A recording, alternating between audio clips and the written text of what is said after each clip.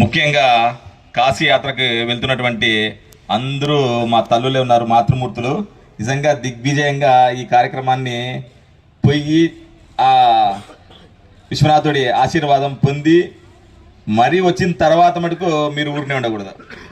ఖచ్చితంగా మా మిత్రుడు మంజునాథ్ గౌర్ గారు తలపెట్టినటువంటి పుణ్య కార్యాన్ని ఎప్పుడు అది ఫుల్ఫిల్ అవుతుందంటే మీరు తిరిగి వచ్చిన తర్వాత సనాతన ధర్మం పరిరక్షణ గురించి మరీ మన పిల్లలకి, మీ మనవళ్ళకి, మనవరాళ్ళకి ఎప్పుడైతే కృష్ణుడి గురించి, రాముడి గురించి మీరు ఎప్పుడైతే హితబోధ చేస్తారో, ఇప్పుడు మన పిల్లలందరూ, మీ మనవాళ్ళందరూ ఇంట్లో బాగా చూస్తుంటారు. ఎవరో సూపర్ మ్యాన్ అంట, హీ మ్యాన్ అంట, బ్యాట్ మ్యాన్ అంట అని బొమ్మలు తెచ్చుకొని చూస్తుంటారు. వీళ్ళే చూడండి అని చెప్పని బాగా వింటుంటారు మీరు. కానీ మీకు తెలుసు ఎవరు సూపర్ మ్యాన్, ఎవరు హీ మ్యాన్ అనేది. ఫస్ట్ సూపర్ మ్యాన్ ఈ భూమి మీద ఎవరు? హనుమంతుడు కదా.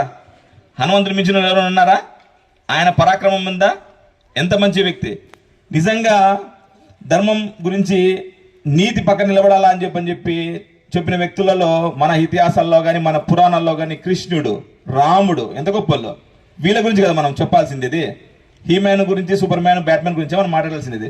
సో కాబట్టి మా తల్లులందరూ సనాతన ధర్మ పరిరక్షణకి పాటుపడతారని చెప్పి, ముఖ్యంగా కాశీ యాత్ర గురించి మాట్లాడేంత అనుభవం నాకు లేదు, కానీ మా పెద్దలు చెప్పినారన్నమాట. ఇప్పుడు పెద్దను కూడా మాట చెప్తూ అన్నాడు, కాశీ యాత్రకు పోయిన ప్రతి ఒక్కరు కాయో ఫలమో వదిలేసి రావాలని చెప్పి. నాకు తెలిసింది ఏంటంటే మా నానమ్మ చెప్పిన మాట, కాయో ఫలమో వదిలేయడం అంటే ఏం తెలిసినా, కాయాపేక్ష కానీ ఫలాపేక్ష కానీ వదిలేయాలా అని. కాయాపేక్ష అంటే కాయం, మన దేహం. ఫలం అంటే ఫలితం. అంటే ఈ దేహం మీద ప్రేమని ఇంకా కొద్దిగా మానుకో. ఎప్పుడు చూసినా దేహం ఇంత అందంగా ఉండాలి, అట్లుండాలి, ఇట్లా ఉండాలని ఆ ప్రేమను తగ్గించుకోరు అంతా. దాంతోపాటు ఏ పని చేసినా ఈ కాలంలో స్వార్థపూరిత సమాజం ఏర్పడిపోయింది. ఫలితం ఏంది? నాకు ఫలితం ఏంది, నాకేంటి, ఎక్కడికి వచ్చినా నాకేంటి అనేది.